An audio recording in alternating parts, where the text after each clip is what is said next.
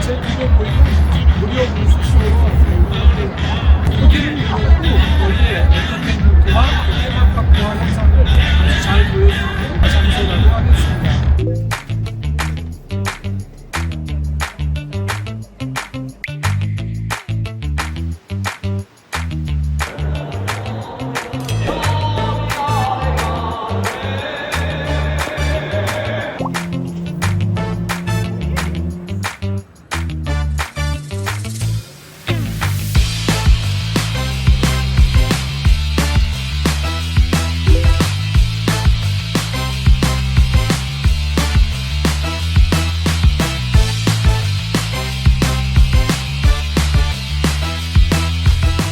저희는 지금 라스베가스 루프라는 지하 도로를 통과하고 있습니다. 보시다시피 차 한 대가 겨우 지나갈 수 있는 정도의 사이즈인데요.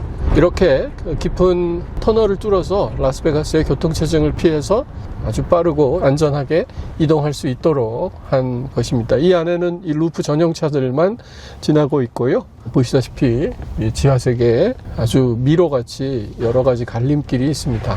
가격은 1인당 한 4불, 5불 정도 하고요. 여기 물가를 생각하면 뭐 그렇게 비싼 가격도 그렇다고 해서 또 완전히 저렴한 가격도 아닙니다. 공사비가 꽤 많이 들었을 것 같은데 그래도 합리적인 가격을 유지해서 일단 이용객을 늘리려는 그런 배려가 아닌가 싶습니다. 서울시도 지금 대심도 터널이라는 거를 뚫어서 좀 교통체증을 완화해보고자 하는 논의가 여러 차례 있었는데요. 그런 심도 터널 논의에 대한 하나의 대안 또는 케이스가 될 수 있을 것 같습니다. 예, 아마 지금 라스 컨벤션 센터 센트럴역에 도착한 것 같습니다. 비용은 좀 지불했지만 굉장히 빠르게 도착을 할 수 있습니다. 지금까지 라스베가스 루프에서 전해드렸습니다. 오케이, thank you very much. 저는 지금 CES가 열리고 있는 라스베가스 컨벤션 센터 센트럴 루프역에 와 있습니다. 말씀드린 것처럼 루프는 라스베가스의 주요 호텔과 컨벤션 센터를 지하로 뚫어서 체증 없이 빠르고 저렴하게 이동할 수 있게 배려한 터널입니다. 저쪽에 보시다시피 각 호텔로 가는 루프의 차편 현황이 보여지고 있습니다. 이상 라스베가스 컨벤션 센터 센트럴 루프역에서 전해드렸습니다. CES 참관을 위해서 여기 미국 네바다주의 라스베가스에 와 있는데요. 이 라스베가스라는 도시에서 뭔가 좀 배울 게 없을까? 그런 얘기를 좀 해보도록 하겠습니다. 비행기가 미국 상공에 들어서서 이제 바다가 아니라 땅이 보이고 시작하고 나서도요, 몇 시간을 더 날아와야 하는데 서부 해안에 있는 도시를 살짝 지나고 나면 그 다음부터는 계속 사막입니다. 엄청난 사막을 지나다가 사막의 섬 같은 도시 라스베가스에 도착하게 되고요. 라스베가스가 속해 있는 네바다주는 한 70% 이상이 그냥 사막 또는 준사막 지역이라 농경이 거의 안 되고 사람이 거주하기 아주 어려운 지역입니다. 또 동쪽으로는 그랜드 캐년이라고 아주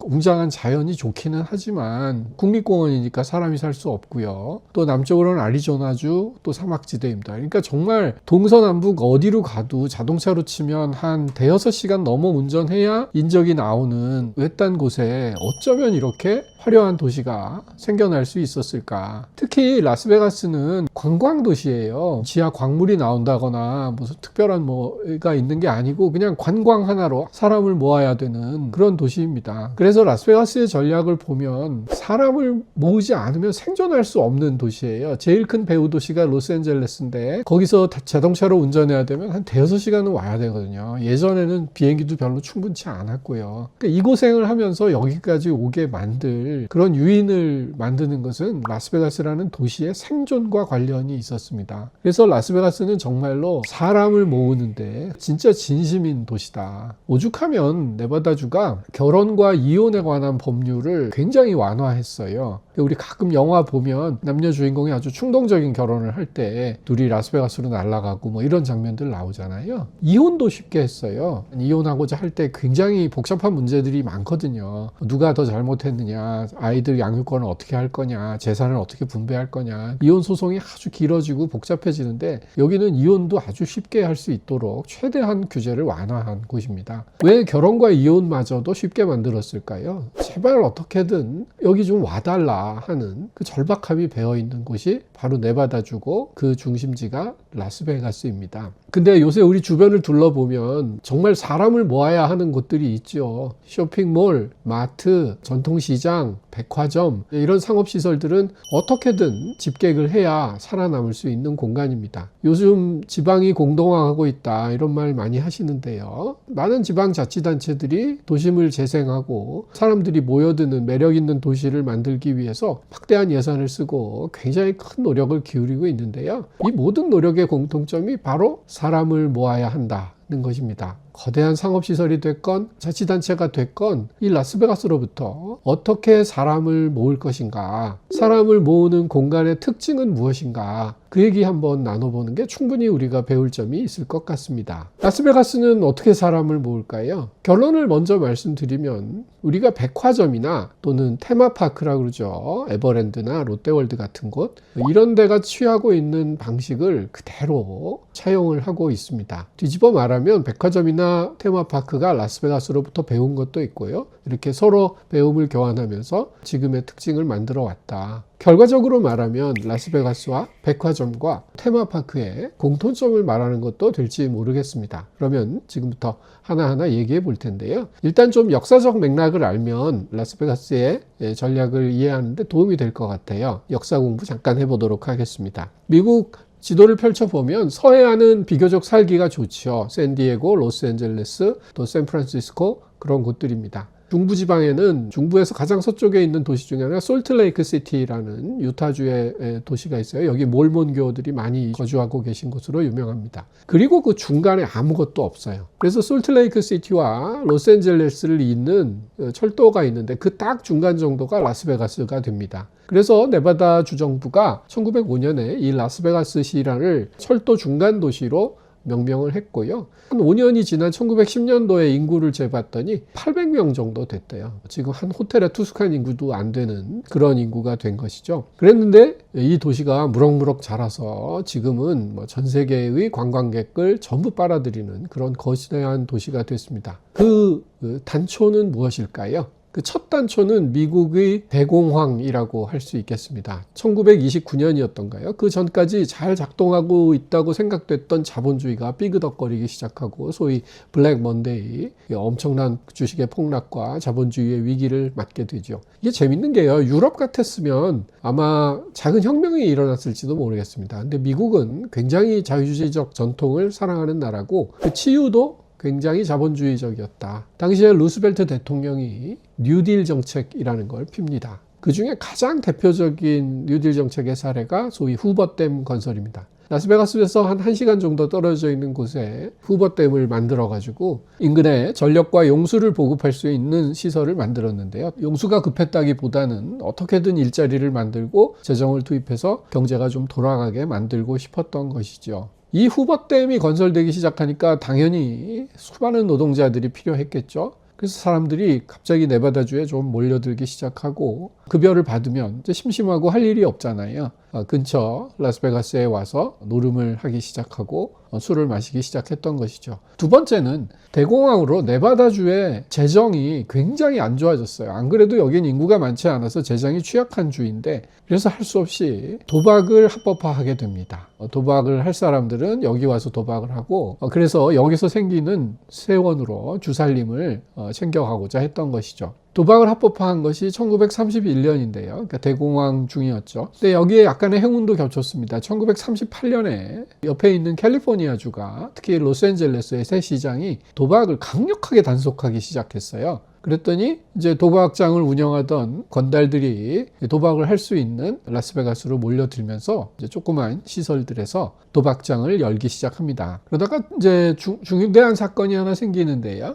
1941년에 엘 란초 베가스라고 하는 종합 호텔이 생깁니다. 이 호텔은 호텔이면서 안에서 도박도 같이 할 수 있는 굉장히 큰 호텔인데요. 이제 LA에서 넘어온 건달들이 도박장을 운영하기 시작했다 그랬잖아요. 이 시기가 되면서 마피아들이, 아주 조직 폭력배들이 도박장을 건설하기 시작하는, 여기는 손이 크기 때문에 엘 란초 베가스 같이 큰 호텔을 만들 수 있었고요. 여러분 그 벅시라는 영화 혹시 옛날 영화라 많이 보셨지 모르겠는데, 벅시는 실존 인물이죠. 동료 마피아들의 세력을 규합하고 돈을 모아서 풀 한 폭이 나지 않는 이 땅에 거대한 호텔 제국들을 세워가는 이제 그런 모습들을 보여줍니다. 그래서 라스베가스는 이제 전성기를 향해서 달리게 되죠. 건달의 시대에서 마피아의 시대로 옮겨오면서 라스베가스가 번성하기 시작했는데, 주정부 입장에서는 또는 시정부 입장에서는 이걸 좀 더 합법화하고 또 세수도 더 확대해야겠다 이런 생각이 들게 됐고요. 그래서 도박법을 개정해서 이 마피아들이 차츰차츰 라스베가스에서 자리를 붙이지 못하도록 정책적인 강제를 했고요. 건달의 시대에서 마피아의 시대로, 그리고 마피아에서 NBA의 시대로 이제 이런 표현을 씁니다. 그래서 대자본이 라스베가스에 들어오기 시작합니다. 그 효시가 된 큰 호텔이 시저스 팰리스 호텔이라는 리조트입니다. 이곳은 지금도 라스베가스 스트립 한복판에 굉장히 큰 규모로 자리 잡고 있는데요. 제목처럼 시저의 왕궁을 그대로, 로마 시대의 왕궁을 그대로 재현했고요. 호텔 안에 가면 메모지 있잖아요. 그 메모지도 약간 불탄 흔적을 인쇄해서 그 불탔던 로마 제국의 향취를 느낄 수 있도록 그렇게 세심하게 배려했다는 거예요. 그래서 실제로 시저스 팰리스는 앞에서 보면 정말 그 시저궁에 와 있는 것 같은, 로마에 와 있는 것 같은 그런 느낌을 주는 아주 테마화된 호텔을 만들기 시작했고요. 라스베가스 호텔계에서 가장 유명한 분이 윈이라는 분인데, 이 사람이 자기의 이름을 딴 윈 호텔이라는 것도 만들고, 트럼프 대통령도 호텔을 이곳에 가지게 됐습니다. 도박은 워낙 수익성이 높은 사업이기 때문에 잠자는 거, 먹는 거, 유흥 즐기는 거, 이런 거는 거의 돈을 굉장히 적게 받았고요. 그냥 너는 여기 오래 머물면서 도박만 많이 해라, 이제 이런 배려였다면, 대자본들이 들어오면서 도박의 좀 음습함을 걷어내고, 이따 말씀드릴 각종 컨텐츠와 서스펜스를 만들면서 온 가족이 와서 휴양하고 갈 수 있는, 또는 CES나 럭셔리 비즈니스 매니지먼트나 이런 유명한 컨벤션들을 개최할 수 있는 그런 컨텐츠를 가진 도시로 발전하게 된 계기도 사실은 이 대자본들이 들어와서 정말 초대형 호텔들, 리조트를 짓기 시작한 이후다, 이렇게 말씀드릴 수 있겠어요. 재밌는 것은 아까 라스베가스의 원 도심이 프리에몬 스트리트라고 말씀을 드렸는데, 여기가 이제 원래 도심이니까 지가가 싸고 한적한 교외 지역인 지금의 스트립이라고 부르는, 지금 여러분이 라스베가스를 생각하면 그 수많은 호텔들이 모여있는 그 길로 이제 모여들기 시작한 것이죠. 사실은 이 스트립이 교외의 한적한 지역이었는데, 이게 어느덧 굉장히 번화한 거리가 됐다는 것입니다. 그리고 아까 이제 후버댐 말씀을 드렸는데, 지금도 굉장히 효자 노릇을 하는 것은, 라스베가스 한번 와서 밤에 보시면 정말 그 화려한 네온사인과 조명들이 엄청납니다. 그리고 사람들이 거기서 써대는 물이 또 엄청난 양이겠죠. 그렇다면 이 사막 한복판에 여기서 전기와 또 물을 다 어디서 가지고 올까 하는데, 그 후버댐이 톡톡히 효자 노릇을 하고 있다는 것입니다. 대공황이었다는 엄청난 위기가 도박을 합법화시키고 후버댐을 건설해서 라스베가스라는 세계적인 관광도시의 성립과 유지에 엄청난 기여를 하고 있다는 것은 하나의 아이러니가 아닐 수 없겠습니다. 자, 역사 얘기가 너무 길었죠. 그렇다면 이제 아까 말씀드린 대로 라스베가스 카지노들은 어떻게 사람들을 불러 모을까? 결혼과 이혼 제도를 바꿀 만큼 사람을 부르는데 절박했다라는 말씀을 했었는데, 이것도 재밌는 사례가 될 것 같아요. 여기가 워낙 광활한 사막지대다 보니까 미국의 원자폭탄 시험장이 근처에 있답니다. 한 1시간 정도 거리에 있다는데, 예전에 원자폭탄 실험을 할 때면 이 원폭 실험 관광 상품을 팔았대요. 그래서 새벽에 원폭 터뜨리는 시간을 미리 알려줘서 그 섬광을 멀리서 구경할 수 있는 상품, 로비에서는 아토믹 칵테일 이런 걸 만들어 팔고요. 또 뭐 미스 원자력 선발대회 이런 거 열기도 하고, 정말 컨텐츠가 될 수 있는 거라면 뭐든지 가져다가 컨텐츠를 만들었구나 하는 것을 알 수 있는데요. 그런 노력들을 지금부터 체계적으로 알아보도록 하겠습니다. 저는 지금 라스베가스 아주 큰 호텔의 카지노에 나와 있습니다. 사막 한복판에 있던 도시가 과연 어떻게 이렇게 화려하고 큰 도시가 될 수 있었을까? 또 이 카지노장의 실내에는 테마파크나 우리 쇼핑몰들과는 어떤 공통점이 있고 또 어떤 차이점이 있을까? 지금부터 하나씩 자세히 알아보도록 하겠습니다. 이곳은 라스베가스 힐튼 호텔 카지노입니다.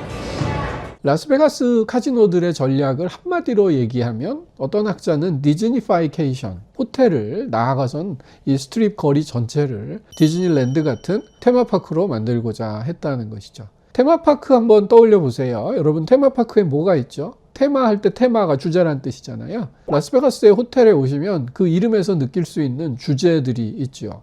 예, 여기는 라스베가스의 대표적인 리조트 호텔인 베네치안 앞입니다. 베니스라는 뜻이죠. 제 뒤를 지금 펼쳐지는 호텔 풍경을 보시면 정말 베니스를 그대로 재현한 듯한 그 베니스를 테마로 한 그런 모습을 보여주고 있고요. 곤돌라 모는 분들까지 베니스에서 전통적인 의상까지 입고 있습니다. 라스베가스 호텔과 카지노의 테마파크 현상을 아주 잘 보여주는 사례라고 할 수 있겠습니다.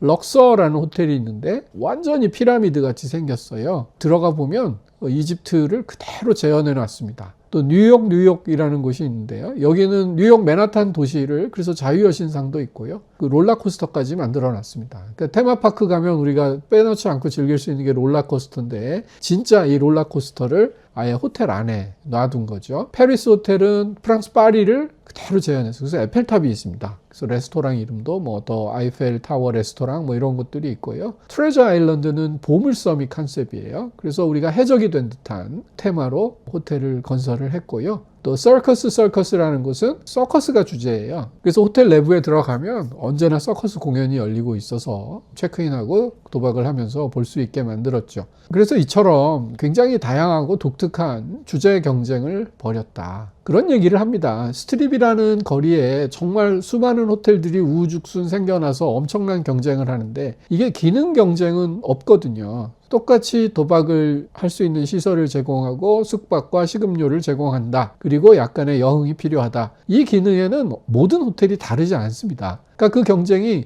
어떤 경쟁으로 나타났느냐면 건축학적인 그리고 또 굉장히 주제의 경쟁이 일어났다고 합니다. 1950년대에는 수영장 경쟁이 치열했대요. 그래서 누가 더 크고 화려한 수영장을 만드느냐. 라스베가스는 여름에 오면 굉장히 더운 곳이거든요. 그래서 이제 작은 모텔조차도 꼭 풀장을 가지고 있습니다. 그래서 누가 더 화려하고 테마를 가지고 있는 수영장을 만드느냐. 그러다가 이제 간판 경쟁이 있었다고 합니다. 네온사인 박물관이라는 곳이 있는데요. 거기 가면 라스베가스에 유명했던 네온사인들을 쭉 모아놨는데 정말 그 라스베가스 하면 그 밤에 화려한 네온사인을 떠올릴 수 있듯이 각종 네온사인들이 번쩍번쩍하는 모습들을 볼 수 있었다. 1970년대 들어서 자동차 보급률이 확 커지면서 인근에 자동차를 가지고 라스베가스로 이제 오는 분들이 많아지게 됐고요. 그러다 보니까 자동차 진입로를 굉장히 멋지게 만드는 그런 경쟁이 불었다고 해요. 그 경쟁의 결과로 라스베가스의 여러 호텔들은 이렇게 굉장히 독특하고 치열한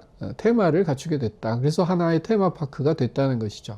우리나라 테마파크도 보면 존이 있죠. 이쪽에는 좀 미래의 나라, 이쪽에는 사파리, 뭐 이쪽에는 어드벤처 월드 이런 식으로 테마를 주고요. 해당 테마에 들어가면 꼭 필요한 것이 시선의 차단과 폐쇄성입니다. 그래야만 내가 이 테마에 와 있다는 느낌을 받을 수 있거든요. 굉장히 통일적인 분위기를 줍니다. 그래서 우리 테마가 예를 들어 이집트다 이러면 직원들 복장도 굉장히 이집트고요. 식당 이름들도 되게 이제 이집트스럽게 짓고요. 호텔 안에 들어가도 내가 이집트에 와 있는 것 같은 이제 그런 느낌들을 자꾸 느낄 수 있게 해준다는 거죠. 근데 밖이 보이지 않습니다. 그래서 창밖을 보면서 아, 내가 라스베가스 와 있지 참 이런 생각이 들지 않게 해준다는 거죠. 이건 카지노도 마찬가지입니다. 호텔 로비와 카지노가 붙어 있는 곳이 아주 많은데 호텔에서 체크인하고 카지노 쪽으로 딱 들어가면 갑자기 조명이 어두워져요. 또 창문 같은 거는 일체 없어지죠. 그래서 굉장히 몰입할 수 있는 환경을 만들어준다. 백화점들이 이렇게 창문을 두지 않는 이유도 외부와의 단절을 더 유도하기 위해서입니다. 그래야만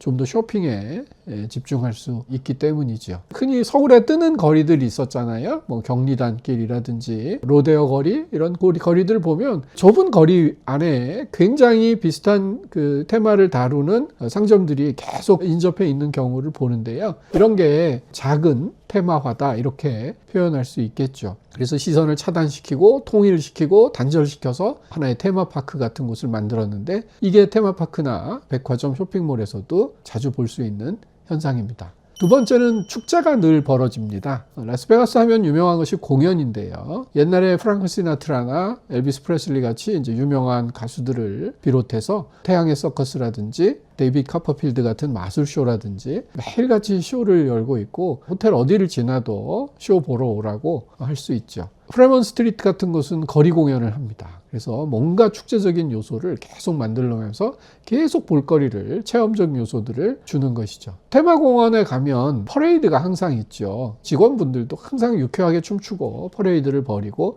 그런데 이게 라스베가스의 축제 전략을 가져온 것이라고 하고요. 백화점은 사실 퍼레이드를 벌이거나 하지는 않죠. 하지만 봄, 가을, 크리스마스 이럴 때마다 뭐를 하죠?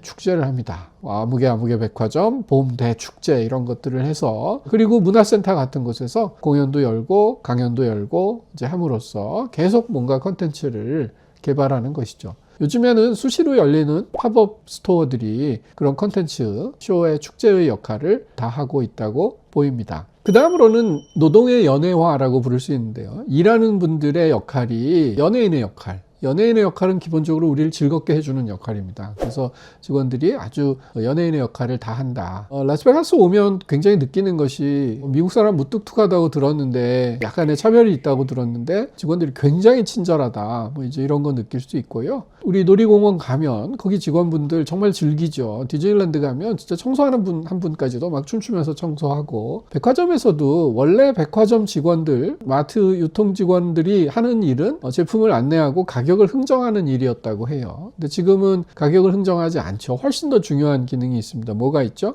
고객을 칭찬해 주는 일입니다. 아, 이거 입으시니까 정말 멋지신데요. 진짜 잘 어울리시는데요. 이런 식으로 쇼핑객을 즐겁게 하는 그런 역할들을 대거 수행하고 있죠. 현대 노동이 사실은 굉장히 감정 노동화하고 고객을 즐겁게 해주는 연예 노동화 하는데 그 원조를 라스베가스의 카지노에서 찾을 수 있겠습니다. 다음으로는 이제 건축적인 문제인데요. 시각적인 스펙타클을 제공한다. 한눈에 딱 보면 와 하고 우아하는 와우를 만들어낼 수 있는 그런 와우 이펙트죠. 일단 그 대상물이 익숙합니다. 어떻게 보면 좀 키치적이라고 할까요? 촌스러울 수도 있는데요. 에펠탑을 그대로 재현해내고요. 자유의 여신상을 그대로 재현해내는 식의 하나의 랜드마크를 만드는 거죠. 근데 그 규모가 상당히 커서 지나가는 사람들이 압도당할 수밖에 없게 만드는 와우 하는 이펙트를 주게 됩니다. 이런 이펙트는 사실은 놀이공산의 큰 대관람차라든지 롤러코스터 같은 것들이 엄청난 굉음과 사람들의 비명소리를 들려주면서 현실이 아닌 테마파크에 왔구나 하는 느낌을 받을 수 있게 해주고요. 요새 쇼핑몰들도 보면 스타필드의 큰 도서관이라든지 더현대서울의 2층 폭포라든지 이렇게 이제 시각적으로 와 할 수 있는 이제 그런 상징물들을 많이 만들게 되는데 이게 다 사실은 알고 보면 라스베가스의 카지노 전략에서 비롯한 것이다. 이 말씀을 드릴 수 있겠습니다. 공간에서 되게 중요한 것이 동선 문제인데요. 라스베가스 카지노에 오면 정말 동선을 너무너무 복잡하게 해놨다. 이게 이제 직선으로 내가 어디쯤 가면 어디로 나갈 수 있다는 정보가 물론 없지는 않아요. 근데 굉장히 드문드문 있고요. 이 동선들이 굉장히 꼬여 있어서 한번 들어가면 출구를 찾기 어려운. 저희 이번에 CES 취재하러 호텔에 왔는데 그렇게 아주 큰 호텔도 아닌데 출구를 잘 못 찾아가지고 굉장히 하루 종일 걷고 그냥 카지노 안을 뺑뺑뺑뺑 돌게 그렇게 만들었어요. 그래서 저희들끼리 여기 길 다 익히면 그때 서울 가게 되겠다고 그런 농담을 했을 만큼 동선이 어렵습니다. 이렇게 동선이 어려운 건 사실 쇼핑몰들도 마찬가지죠. 주된 쇼핑몰들은 길을 직선으로 내지 않습니다. 그래서 내 위치가 쉽게 파악되지 않게 하고요. 우리 코엑스몰도 보면 약간의 곡선을 줘서 중간에 따라 걷다 보면 내가 동쪽을 향하고 있는지 서쪽을 향하고 있는지 좀 헷갈리게 되는 거죠. 거죠. 코엑스몰 지나갔는데 어느 외국인이 저를 붙잡더니 너무 지친 표정으로 여기서 밖으로 나가는 길 좀 알려달라고, 최대한 거리로 나갈 수 있는 곳을 알려주기로 했는데, 이처럼 자기 위치를 파악하기 어렵게 만들고 출구를 쉽게 찾지 못하게 만드는 그런 동선 관리를 합니다. 이건 백화점에서도 많이 쓰고 이 카지노에서도 많이 쓰는 것이죠. 왜 그럴까요? 예, 당연합니다. 1분이라도 체류를 더 할 수 있게 만들어야 한다. 도박장에서 1분이라도 더 체류를 하면 한 번이라도 더 갬블을 할 것이고요. 쇼핑센터에서 1분이라도 더 체류를 하면 한 물건이라도 더 구매하게 되겠죠. 라스베가스는 거리를 걷다 보면, 야외의 거리를 걷다 보면 굉장히 보행자에게 불친절하다는 걸 알 수 있습니다. 예, 저는 라스베가스 상가 앞에 나와 있는데요. 여기 횡단보도를 보시면 이렇게 큰 거리임에도 불구하고 횡단보도가 3면에만 있고 이쪽에는 횡단보도가 아예 없어요. 그래서 저기 호텔로 건너가려면 하나, 둘, 세 번을 길을 건너야 갈 수 있는, 얼마나 보행자에게 불친절한 도시인지 알 수 있습니다. 반면에 호텔이나 카지노 안에 들어가게 되면 그때부터는 아주 쾌적하게 이동할 수 있게 돼 있어요. 그래서 공간이 사람을 불러 모으려고 정말 얼마나 애쓰고 있는지 잘 볼 수 있는 사례이겠습니다. 그리고 라스베가스는 여름에 아주 더운 곳이기 때문에 밖으로 걷는 것 자체가 쉽지 않습니다. 대신 실내로 들어오면 쇼핑센터와 카지노들이 꽉 차 있고 냉난방이 완벽하게 돼 있어서 매우 쾌적하다. 재미도 있고요. 그러니까 사람들이 자꾸 길거리에 머물지 말고 실내로 들어와라 하는 사인을 계속 주고 있는 거죠. 우리 쇼핑몰들도 보면 잠실역 같은 경우가 아주 대표적인데, 잠실 지하철역에서 지하 상가를 지나면 바로 쇼핑센터로 아주 유입이 쉽게 돼 있습니다. 고속버스 터미널도 비슷한 동선 관리를 보여주고요. 그럼 공로를 걷는 보행자들이 공로를 걷지 말고 되도록이면 쇼핑센터나 상가에 들어와서 걸어라 하는 무언의 배려들을 하고 있는 것이죠. 한때 지하보도로 건너고 횡단보도가 없던 곳에 보행자 편의를 위해서 이제 횡단보도를 만들기 시작했을 때 지하상가 임차인 여러분들이 굉장히 반발했던 적이 있어요. 도로 보행이 쉬워지면 상가로의 유입이 당연히 떨어지게 돼 있습니다. 그래서 라스베가스는 보면 굉장히 도로 보행이 불친절하게 돼 있고, 들어오면 굉장히 편안하게 걸을 수 있는 그런 환경을 유지함으로써 도박장으로의 또는 실내 공간, 상공간으로의 유입을 극대화시키는 이제 그런 현상을 볼 수 있는 거죠. 이런 현상은 아까 쇠락한 올드타운 프레몬트 스트리트에서도 공통적으로 찾아볼 수 있는 현상입니다. 아까 역사 때 말씀드렸지만 이 프레몬트 스트릿은 처음 성립되던 1930년대만 하더라도요, 세계 도박의 수도라는 별명을 가질 정도로 번성했었다고 해요. 이 외곽인 스트립에 초대형 호텔들이 이제 우후죽순 생겨나기 시작하면서 쇠락하기 시작했죠. 그래서 사람이 빠지고 각종 범죄나 마약 문제에 노출이 되기 시작했는데요. 1990년대 들어서 이곳을 재건하기 시작하는데, 여러분 라스베가스 가시면 그 호텔 스트립만 왔다 갔다 하지 마시고 버스 타면 한 15분이면 가니까요, 한번 들려보시길 권하는데요. 아주 재미있습니다. 큰 길 프레몬트 스트릿에요, 캐노피라고 그러죠. 여기 이제 뚜껑을 씌웠어요. 시장에 뚜껑을 씌우는 것은 일본이나 우리나라에서 자주 볼 수 있는데, 그 내부에 엄청난 초대형 LED를 설치해서 계속 화면이 변하게 만든 것이죠. 그리고 여기는 거의 한 5m마다 한 번씩 거리 공연을 합니다. 마술 공연을 하기도 하고요, 버스킹을 하기도 하고, 브레이크 댄스를 추기도 하고, 한 500m 정도 되는 거리를 굉장히 그런 축제적 요소 또 실내화 시킨 거죠. 한여름에 더울 때 가면 그 실내에 들어가야 조금 서늘함을 느낄 수 있는데, 그 프레몬 거리의 캐노피는 차광 효과도 주면서 아까 말씀드린 테마파크화를 거리에서 재현할 수 있는 해법을 나름대로는 찾았다고 생각해요. 그래서 이 프레몬트 스트릿이 디즈니화 전략을 통해서 나름 해법을 찾아 나가서 부활을 했다고 말씀드릴 수 있겠어요. 이렇게 테마파크화 시키는 이유가 궁극적으로는 뭘까요? 정서적 흥분을 일으키기 위함입니다. 사람들은 일상적이지 않은 곳에 갔을 때 정서적인 흥분감을 느낀다고 해요. 그러니까 늘 보던 것에서는 별로 흥분하지 않죠. 하지만 처음 보는 것, 신기한 것, 와우하는 것, 놀라운 것, 화려한 것, 이런 것들을 보면 요새 말로 도파민이 나온달까요? 굉장히 약간의 이제 흥분, 희열감을 느끼게 됩니다. 근데 문제는요, 사람이 정서적 흥분을 느끼면 행동적으로는 충동적인 행동을 하게 된다고 해요. 이건 우스갯소리인데 2002년 서울 월드컵 때 한국 축구가 4강까지 올라갔었잖아요. 그때 전 국민이 굉장히 흥분 많이 했었죠. 그로부터 9개월 후에 출산율이 꽤 올랐다고 합니다. 흥분은 충동을 만든다. 이것이 굉장히 이제 중요한 요소인데요. 도박장에서 충동적인 행동이란 무엇일까요? 지나치게 합리적이지 않은 베팅, 더 오래 하는 도박 이런 것들이 충동성을 높이는 것이겠죠. 쇼핑몰에서 충동적인 행동을 한다는 게 뭐겠습니까? 그렇습니다. 충동 구매다.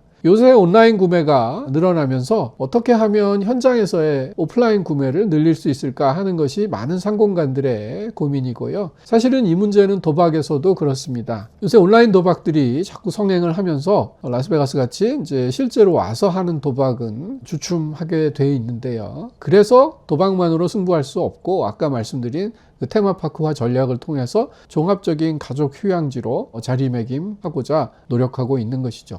저희 CES 끝나면 이제 CES 참여했던 그 수많은 사람들이 쫙 빠져나가고 나면 도시가 되게 썰렁할 줄 알았는데요. 아닙니다. 오히려 호텔 가격들이 조금씩 낮아지면서 미국 각지에서 몰려든 가족 관광객들이 라스베가스를 더 붐비게 만드는 모습들을 볼 수 있겠죠. 사실은 이 온라인 경제의 발달이 오프라인에게 살아남을 수 있도록 하는 것은 지금 말씀드린 대로 축제적 요소 또는 테마적 요소, 유희적 요소 이런 것들을 가득 부여하는 충실한 경험이 공간을 살려낼 수 있다 하는 것입니다. 자, 이제 맺은 말 결론을 좀 내보겠습니다. 저는 라스베가스 이번에 두 번째 옵니다. 처음 온 것은 제가 로스앤젤레스에서 유학하고 있을 때 1990년대 초반이었던 것 같아요. 그때 열심히 운전해가지고 여기 와서 호텔 몇 개 호텔 보고 정말 우와 대단하다 뭐 이렇게 놀랐던 적이 있는데요. 그로부터 30몇 년이 지났거든요. 30년 만에 처음 온 제 느낌은 정말 많이 변했는데 하나도 변하지 않았다는 것이 제 솔직한 심정입니다. 정말 많이 변한 건 맞아요. 그동안 스트립 거리에 없었던 정말 새로운 테마의 호텔들이 너무너무 많아졌고요. 프레먼트 스트리트도 그때는 굉장히 가지면 위험하니까 가지 말라고 그랬었는데 지금은 아주 즐거운 관광 코스가 됐습니다. 그러니까 많이 변한 것 같은데요. 여기서 시간을 보내면 보낼수록 하나도 변한 게 없구나. 무엇이 변하지 않았을까요? 온갖 라스베가스를 지나면 이렇게 화려함 뒷속에서도 이건 껍데기뿐이야 하는 생각밖에 들지 않습니다.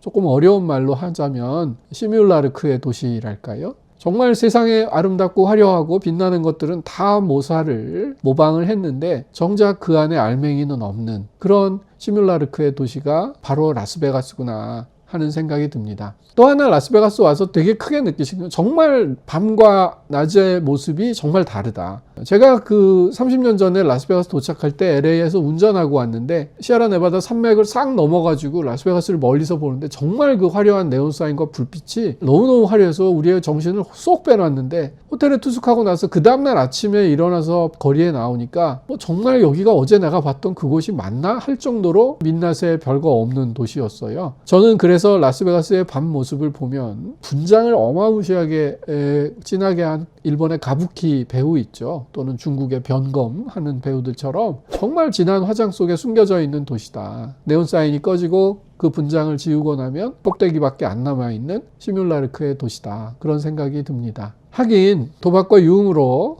유지되는 도시에서 원본성과 진정성을 찾는 것 자체가 우스운 일인지도 모르겠지만 말입니다. 결론적으로는 진정성 여부를 떠나서 적어도 라스베가스가 사람을 불러 모으기 위해서 그동안 해왔고 지금도 하고 있는 여러 노력 중에 일부는 우리도 조금 벤치마킹 할 수 있는, 배울 수 있는 그런 여지가 좀 있지 않을까 해서 이 영상 찍어봤습니다. 사람을 모아야 하는 고민이 있으신 분들께 도움이 됐으면 좋겠네요.